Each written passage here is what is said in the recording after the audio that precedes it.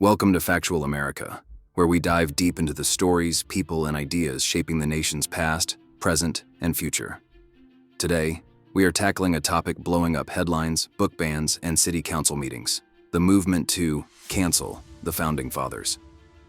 Why are some calling for statues to come down, names to be changed, and entire chapters of American history to be rewritten?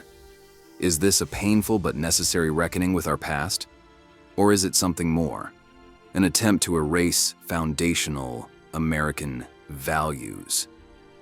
By the end of this video, you'll not only understand what's really happening, but why, and what's at stake for America's future. Stick around. You won't want to miss this. Let's set the stage.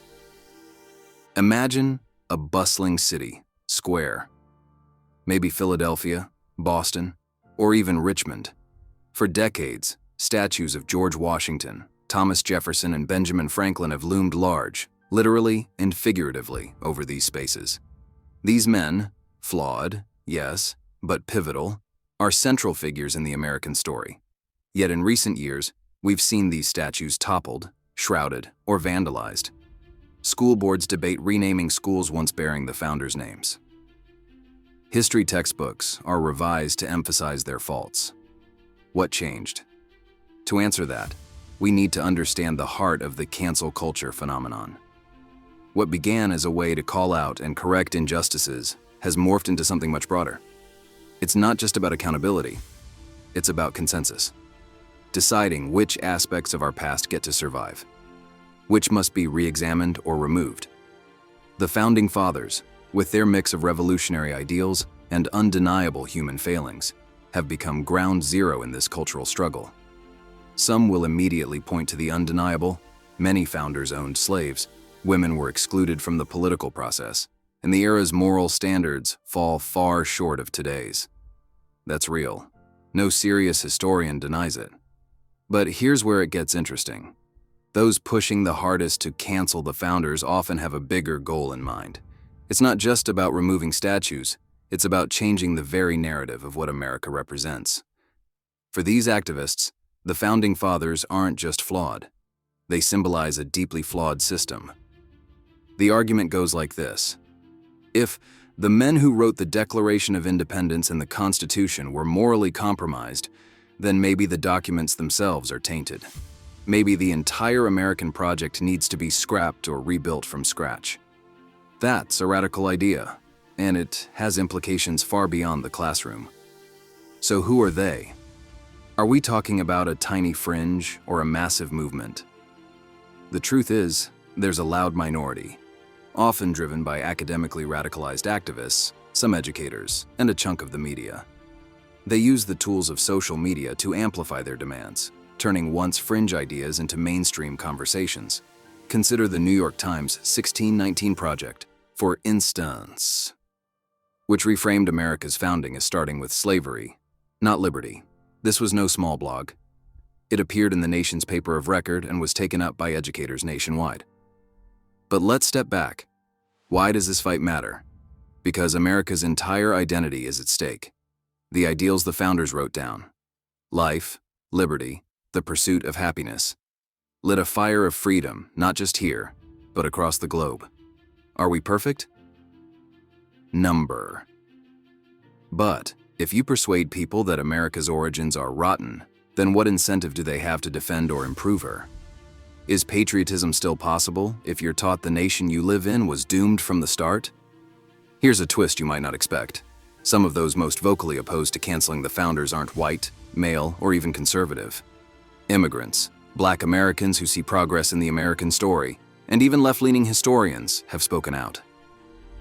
They know that the founders' ideas, though imperfectly applied at first, opened the door for amazing progress: abolition, civil rights, women's liberation, and more. If you erase the people who wrote these ideas down and fought for them, what's left to inspire the next wave of reform? Let me be very clear. Acknowledging the sins of the past is not the same thing as tearing it all down. We can critique without canceling. We can add chapters without blacking out the book. True progress comes not from erasing history, but from understanding it, warts and all, and building something better on those foundations. So, Is there a deliberate attempt to cancel the Founding Fathers? Absolutely. The tactics range from the symbolic, statue topplings, school renamings, to the deeply structural, rewriting curricula, influencing public policy, and demanding apologies for ancient wrongs. Many see this not just as a culture war, but as a political strategy. Undermine traditional American identity, make people question their nation's legitimacy, and then radically reshape the society in your new image. Now, let's follow the money. Another twist. Who is supporting these efforts? Many activists are funded by large nonprofits and philanthropic organizations, some of which have ties to influential figures in politics and tech. It's not a conspiracy theory. It's public record. There's a whole ecosystem promoting new educational standards, museum exhibits, media campaigns, and awareness weeks. The goal? Change the way we see ourselves and our children see themselves forever. Let's pause and ask, what happens if they succeed? Take, for example, San Francisco's Board of Education, who tried to rename 44 schools, including those named after Abraham Lincoln and George Washington. The backlash was enormous, not just from conservatives, but everyday citizens who felt their heritage was being erased without their input. Eventually, the plan was paused, but the tone had been set. Once you start pulling at historical threads, the whole fabric is at risk. Some might say, who cares? They're just statues, they're just names. That's short-sighted. Statues, names, and stories are how we transmit values across generations. Without them, every generation is forced to start from scratch, as if nothing worth knowing happened before they were born. That's not progress, that's amnesia. But this debate isn't just about history. It's about the future. If we teach kids that America was irredeemably flawed, why would they want to fight for her or fix her problems? Our founders weren't perfect, but they asked all the right questions. They dreamed big about human freedom and set up a system that allows constant self-improvement. America's story is not a tragedy. It's an unfinished symphony. It's a story that only ends if we stop telling it. Here's another angle rarely discussed: how other countries see all this. For many foreigners, America's willingness to air its dirty laundry, admit its mistakes, and still move forward is admirable. But now, as they watch Americans tear at their own roots, some see it as a sign of weakness, not strength. Rivals, China, Russia, Iran, are thrilled. They amplify stories about canceling American heroes to demoralize us and divide us further. Even within our own borders, erasing the past hasn't brought the healing its advocates promised. Instead, it has bred resentment and backlash. Every new statue pulled down becomes viral fuel for the culture war. Instead of common ground, we get a battlefield. Instead of healing, more division. So what's the alternative? Embrace complexity. Demanding that historical figures be perfect by modern standards is unrealistic and hypocritical.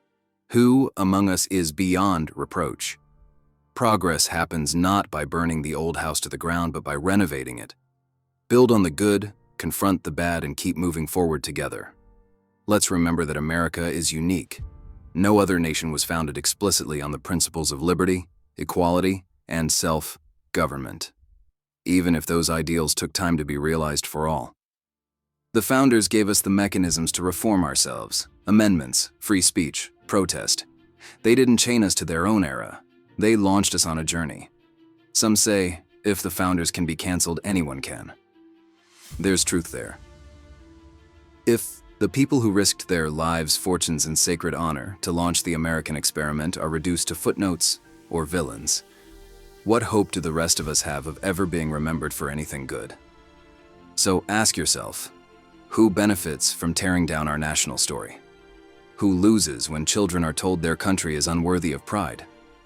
The answer may surprise you. It's not just conservatives or traditionalists. It's anyone who believes that America, for all her faults, is still a place worth loving, fixing, and defending. As we close, let's return to the original question. Why did they want to cancel the Founding Fathers? Is it to make room for a more honest history? Or to sweep away the foundation so something else can take their place? The answer isn't simple. It's not all malice. Sometimes it's naivete, or a desire for justice gone too far. But if we surrender our past, we surrender our future. The choice belongs to us now. Thanks for watching Factual America. Do you think the Founding Fathers deserve to be canceled? Should we critique, contextualize, or celebrate them? Drop your thoughts in the comments below. I want to hear your stories, your family's experiences, and your ideas about preserving history. If you enjoyed this deep dive, hit like, subscribe, and let me know what topics you'd like to see us cover next. Until then, remember, our history isn't perfect, but it's still ours, and it's worth defending.